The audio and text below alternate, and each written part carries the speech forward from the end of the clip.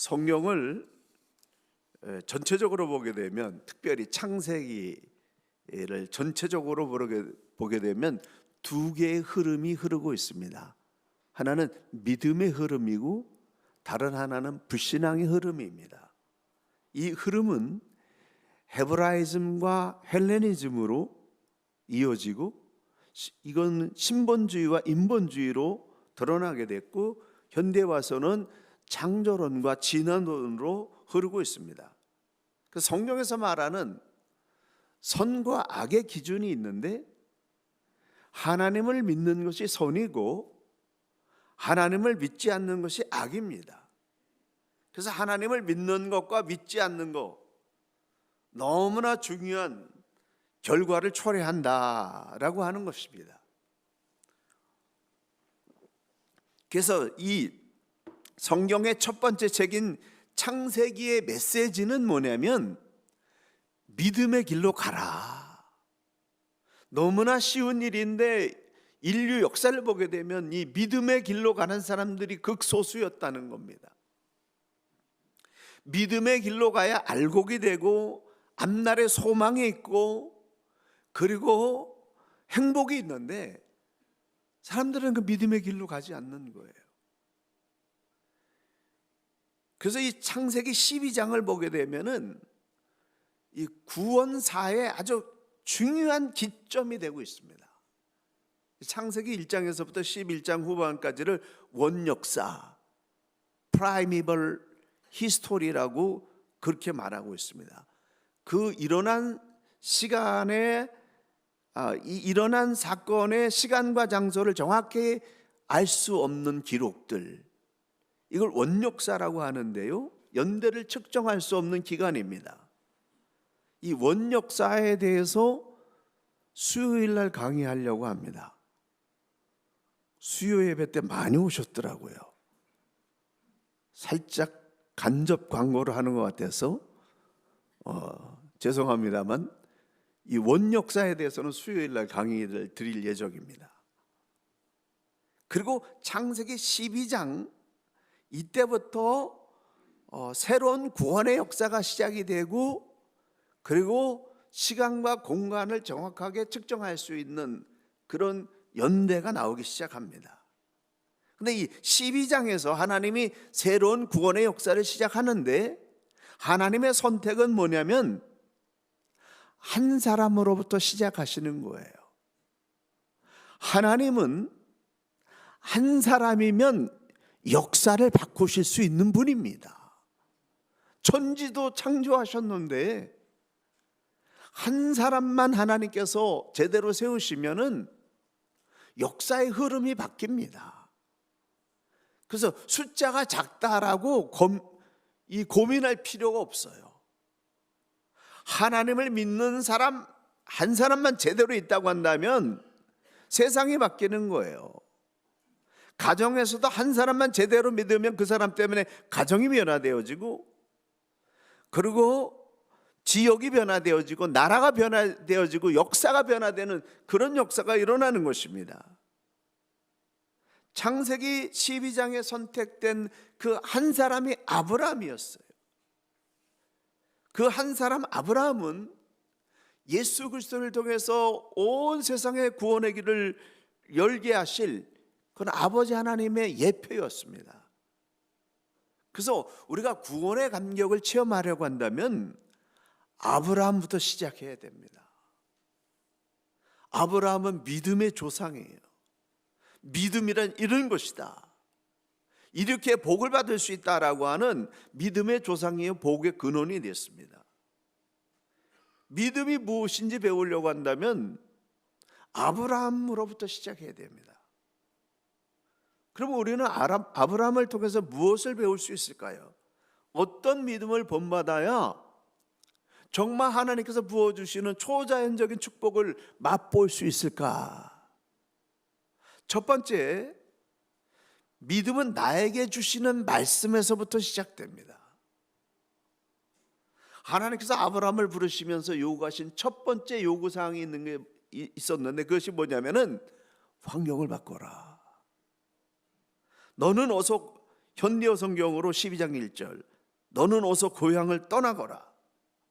한데 어울려 사는 내 친척과 내 집안 사람들을 떠나 내가 가르쳐줄 땅으로 가라. 출발점은 갈대아 우르였는데 이 창세기 11장 후반부에 보게 되면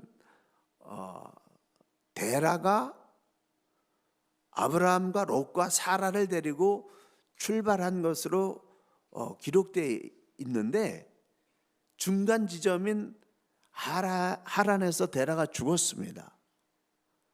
그리고 하란에서 아브라함이 하나님께로부터 본토 친척 아비 집을 떠나라라고 하는 소명을 받은 것으로 기록되어 있지만은, 실상은 그 소명이 갈대아 우르에서부터 아브라함에게 시작된 것으로 그렇게 추정하고 있습니다. 근데 여기서 본토 친척 아비 집을 떠나라고 하는 것이 핵심이 아니라, 왜 떠나라고 하셨는가? 왜 떠나라고 하셨어요?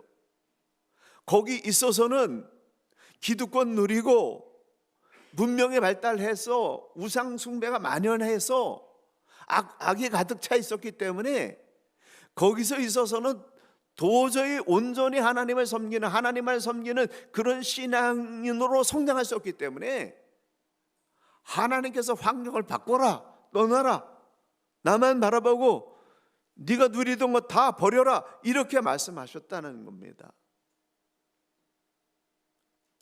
아브라함이 누리고 있었던 기득권, 스며 있었던 습관들, 당연한 것들로 받아들이고 있었던 이 불신앙적인 환경을 가지고는 안 되겠으니까 믿음의 환경을 바꾸시기 위해서 가지고 있던 모든 것 다 내려놓고 나만 믿고 따라와, 주님이 그렇게 말씀하신 거예요.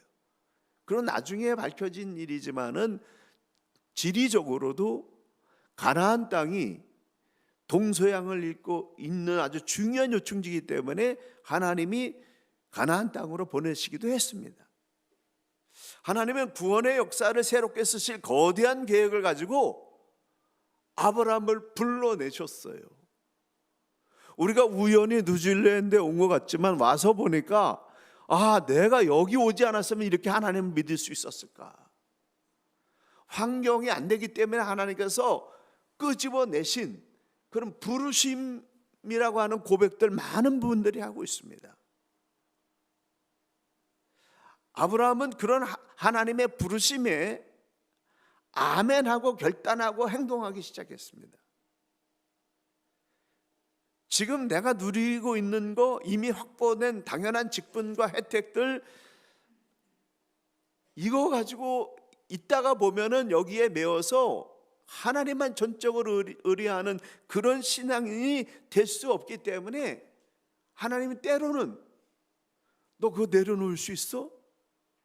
다 내려놓고 내려올 수 있어? 라고 부르시는 그런 요청이 있을 때가 있습니다.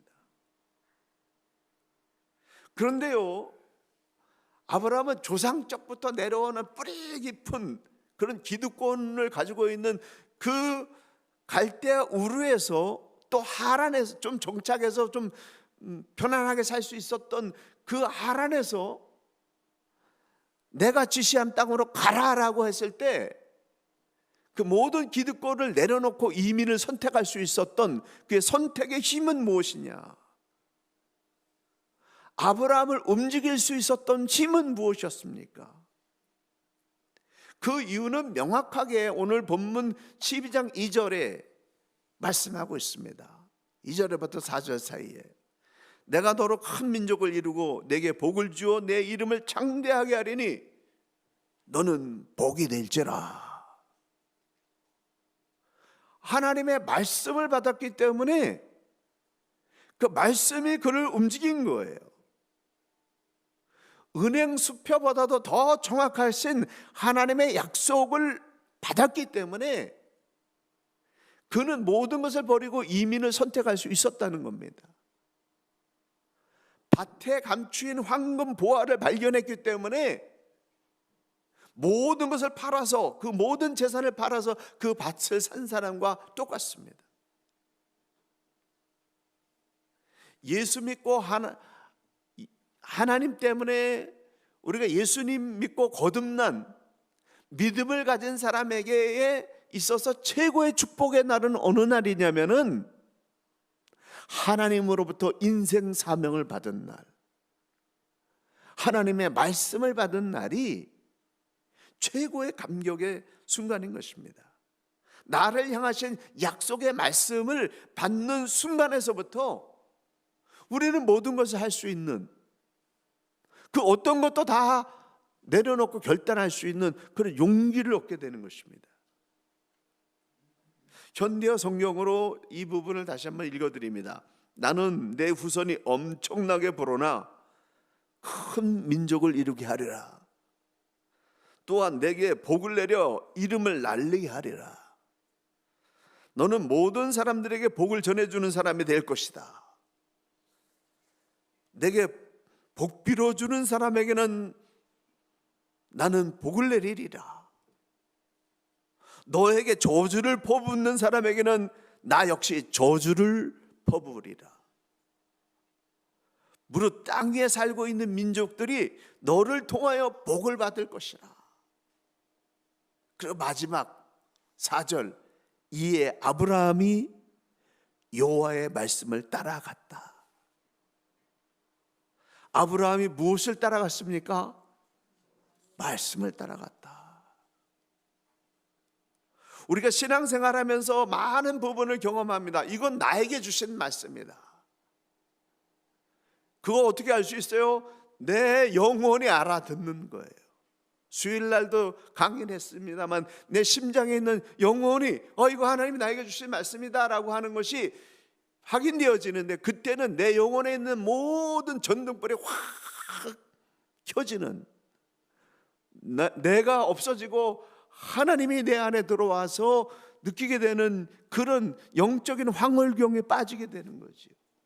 이거 하나님이 주신 거다, 이 길만이 내가 갈 길이다 라고 하는 그런 확신이 생긴다는 거예요. 아브라함은 그 확신이 있었기 때문에 그 어떤 불이익도 다 감수하고 내려놓고 출발할 수 있었다는 겁니다. 이런 놀라운 역사가 오늘날 우리에게도 하나님이 주신다는 거예요. 어떻게 저 사람이 저런 믿음 있는 일을 할 수가 있지? 하나님의 말씀을 받았기 때문에, 확신이 있기 때문에 인생은 던질 수 있었다는 거죠. 하나님은 각 사람에게 그 사람에게 꼭 맞는 하나님의 말씀을 주십니다. 지금도 주십니다. 여러분에게 주십니다. 그 말씀을 받게 될 때 심장이 폭발하는 거예요. 그래서 우리는 그 말씀을 받기 위해서 말씀을 읽고 묵상하는 훈련, 기도의 훈련, 경건의 훈련을 하는 거예요.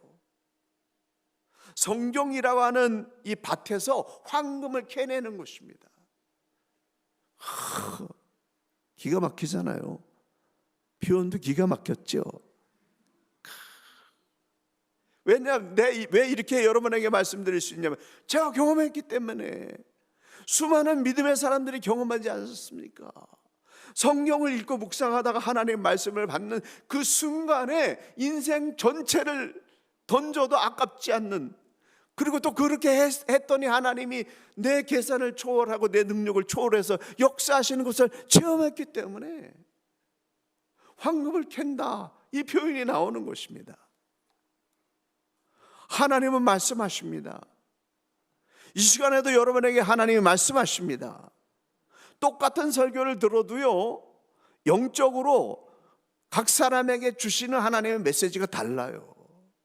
깨달음이 달라요.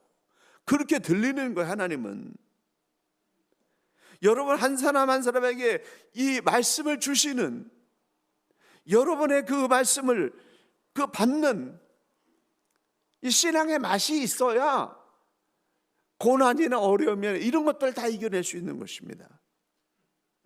그러므로 말씀을 읽는 훈련, 묵상하는 훈련, 기도 훈련을 통해서 여러분 각 사람에게 부어주시는 하나님의 말씀을 깨닫고 그 말씀의 맛, 믿음의 맛을 알아가는 하나님의 사람들 되시길 간절히 축원합니다.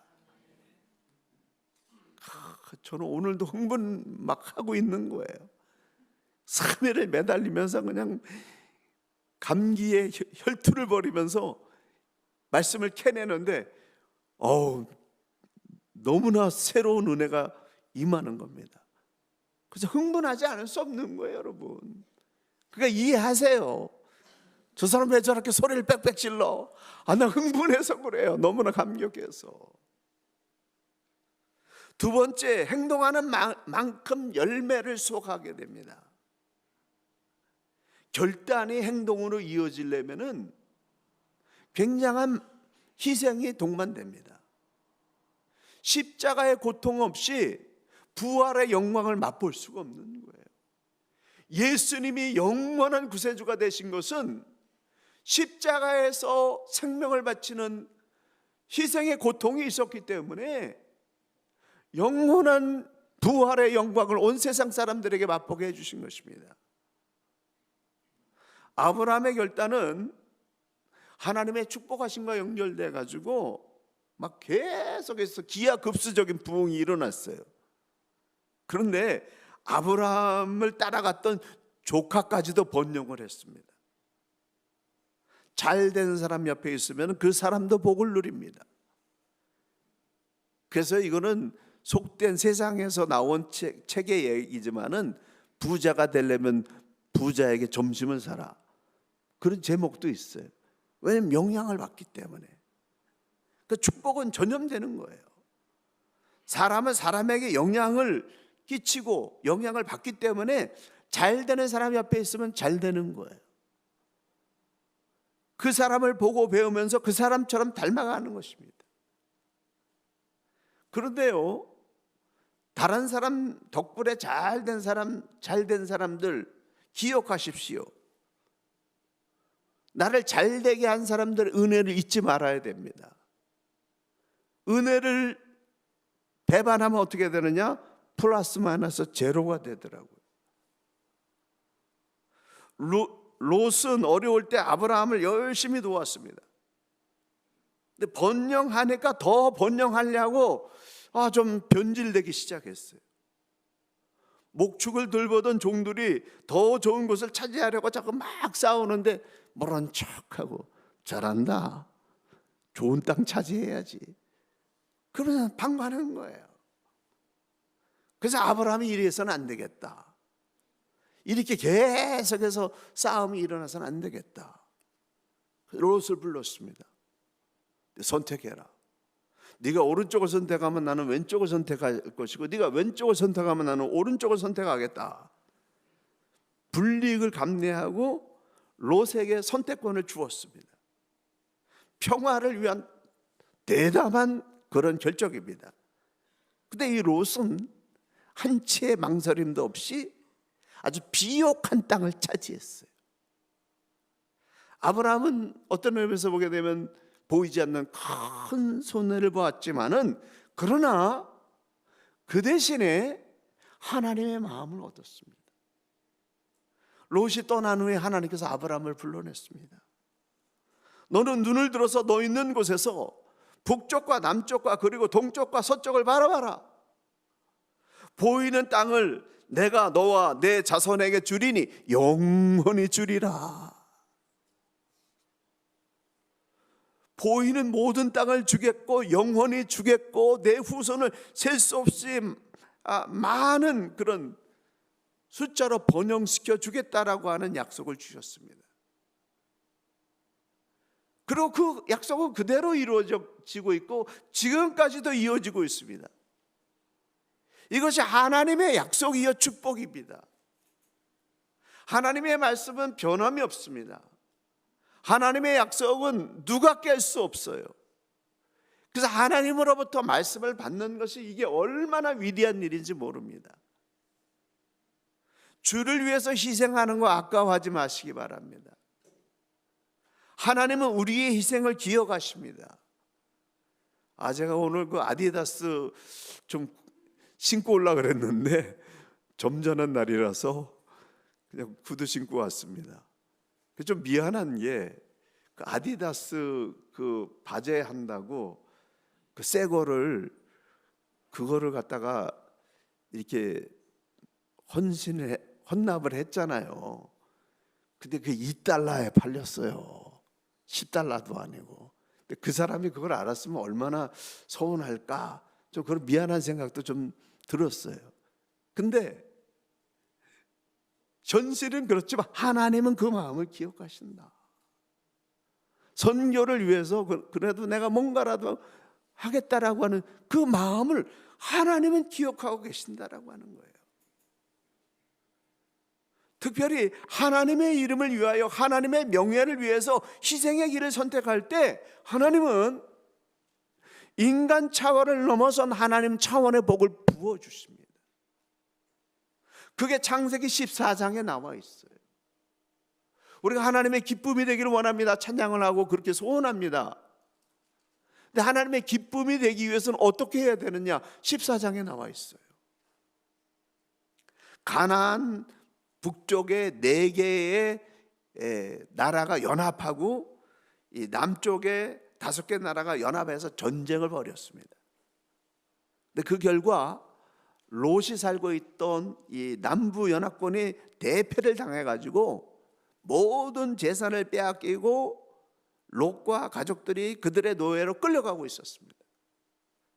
그러한 소식을 아브라함이 듣자마자 집에서 훈련시킨 318명의 용사를 데리고 단숨에 추적해서 북부 연합군을 격파해 버렸습니다. 그리고 남부 연합군이 빼앗겼던 재산과 노예로 끌려가던 모든 사람들 다 살려내고 회수해서 승전가를 부르면서 남쪽으로 내려오고 있었습니다. 근데 첫 번째 만난 사람이 하나님의 제사장이요 살렘 왕이었던 멜기세덱이었습니다. 이 멜기세덱이 떡과 포도주를 가져와서 아브라함 군대를 환영하면서 위로해 주자 전쟁에서 얻은 전리품의 10분의 1을 멜기세덱 하나님의 제사장 멜기세덱에게 바치면서 인류 최초의 11조를 아브라함이 드렸습니다. 감동적인 일이죠. 이 전쟁의 승리는 이 작은 숫자 가지고 4개국 연합군을 격파한 이 전쟁의 승리는 나의 승리가 아니라 하나님의 승리입니다라는 그런 신앙의 고백으로 11조를 드린 겁니다. 그리고 이어서 전쟁의 그 승전가를 내려오는데 이 전쟁에서 패해서 몰래 숨어있던 소돔 왕이 승전 소식을 듣고 톡 튀어나와가지고 이렇게 얘기합니다. 사람은 나에게 보내고 물품은 네가 다 가져라. 선심을 쓰듯이 그렇게 말했습니다. 그 당시에는 전쟁의 승리자가 모든 것을 다 갖는 것이 불문이었습니다. 근데 북쪽 연합군에게 패배를 당하고 숨어있던 소돔 왕이 사람은 내게 보내고 재물은 네가 다 가져라라고 하는 이 선심 쓰듯 자기 체면을 세우려 하자 아브라함은 상상을 초월한 결단을 내립니다. 나의 번영은 오직 하나님의 은혜로 된 것인데 소돔 왕의 재물을 양보하여 부자 되었다라는 오해를 받지 않기 위해서 그는 실오라기 하나 신발끈 하나도 남기지 않고 다 돌려줬습니다. 전율을 느끼는 장면입니다. 그 엄청난 이득을 하나님의 이름을 위하여 전부 돌려줬다는 거예요. 나는 하나님 때문에 부자 된 사람이지 소돔 왕 때문에 부자 된 사람이 아니다라고 하는 거 증명하기 위해서 당연히 누려야 될 권리, 한 나라를 움직일 만한 큰 재물을 내려놓았다는 거죠. 여기에 위대함이 있는 겁니다. 아브라함은 재물보다는 하나님의 이름을 지키는 그런 선택을 한 것입니다.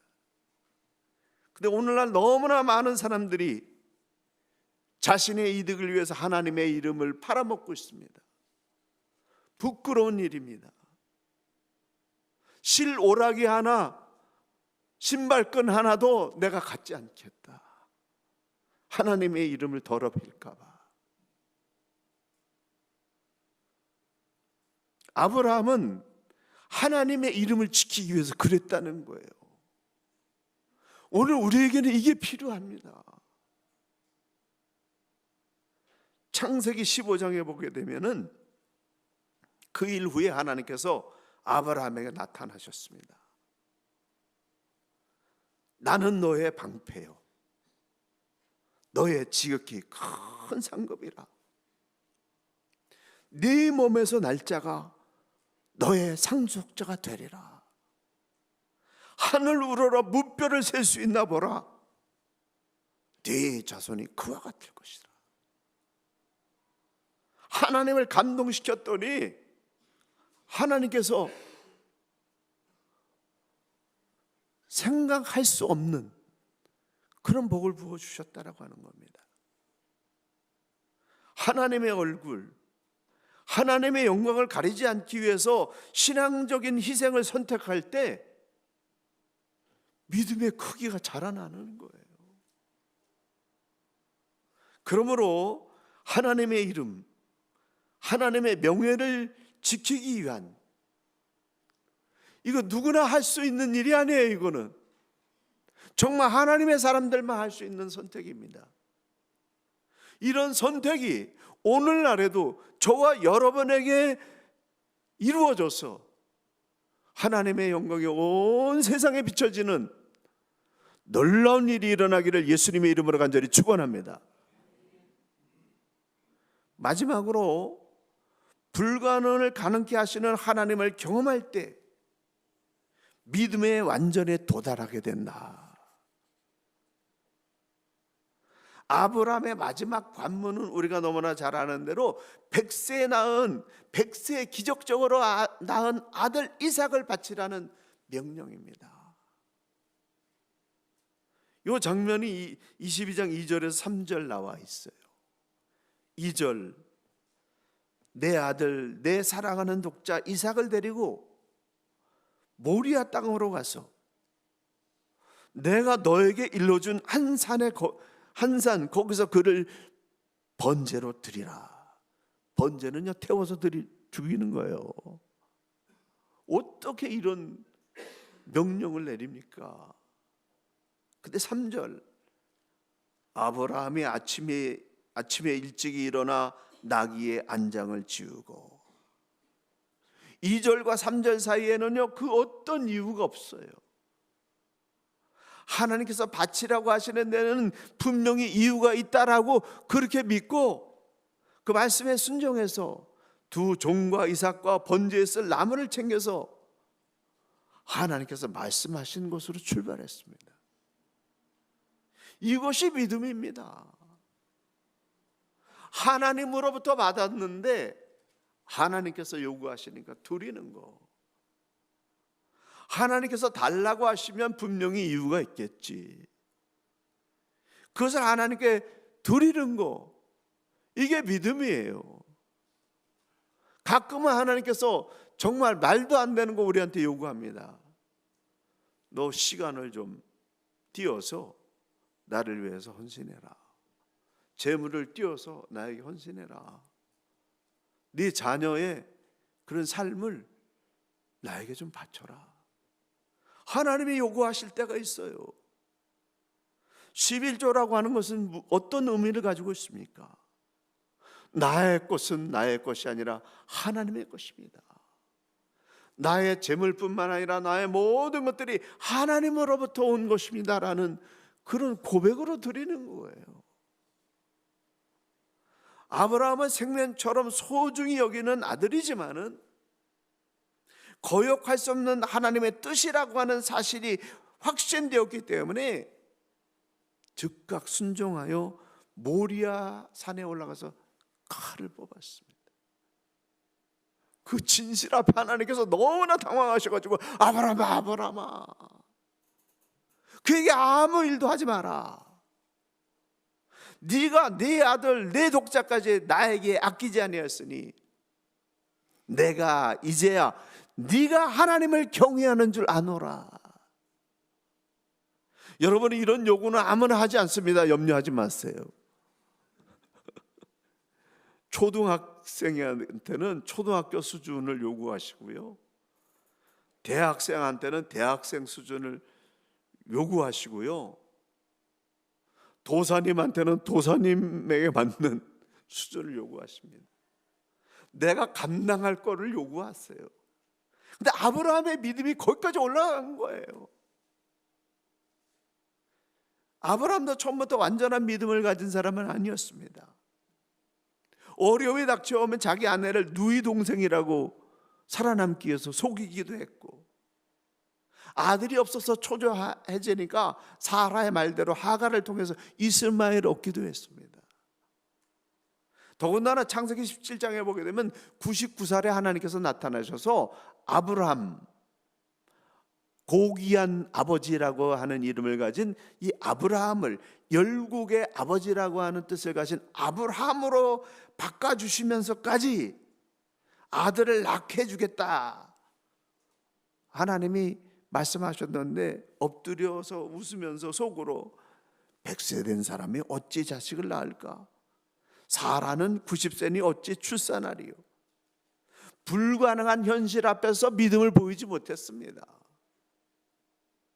생물학적인 조건으로 아이를 잉태할 수 없는 불가능한 그런 몸이었는데, 그런데 그런 몸을 통해서 하나님이 정말 이삭을 탄생하게 하시니까, 불가능을 가능케 하시는 이 하나님의 기적을 체험하면서 그는 99%의 믿음에서 100%로 들어가 버린 거예요. 인간계의 믿음에서 하나님 차원의 믿음으로 들어간 거예요. 없는 것을 있게 하시고 불가능한 일을 가능케 하시는 하나님을 체험하면서 그는 믿음의 온전함에 도달하게 됐고, 믿음의 조상이라고 하는 칭호를 받게 됐습니다. 그래서 이 온전한 믿음은 한두 번의 기적으로 완성되지 않습니다. 아브라함의 평생의 믿음 생활을 통해서 이뤄냈듯이 우리 역시 평생의 훈련을 통해서 믿음이 성장해 나가는 거예요. 여러분, 믿음이 난 옛날엔 좋았는데 지금은 안 좋아졌다고? 아니에요.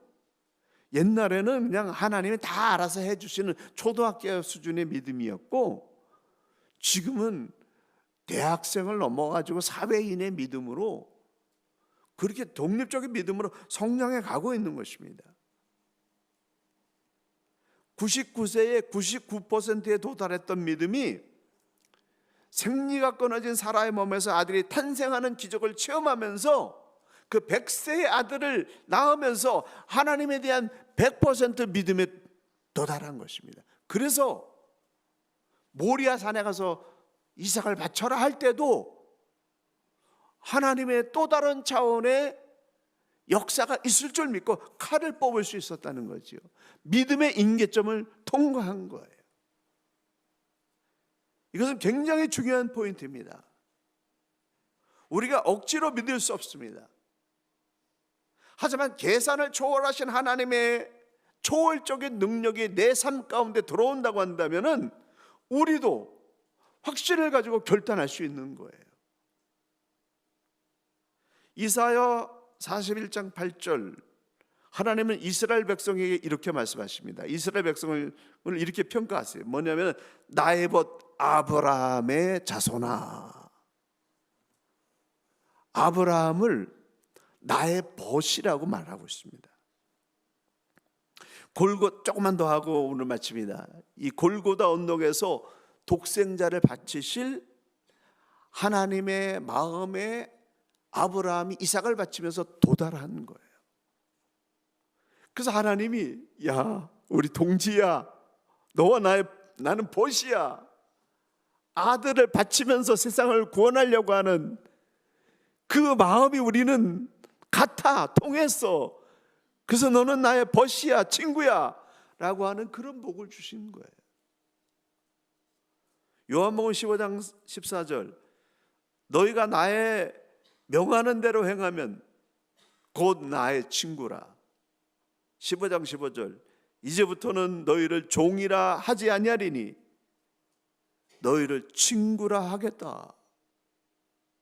예수님도 제자들이 영혼구를 위해서 순교자의 길을 갈 거를 아시고 너와 나는 통했어.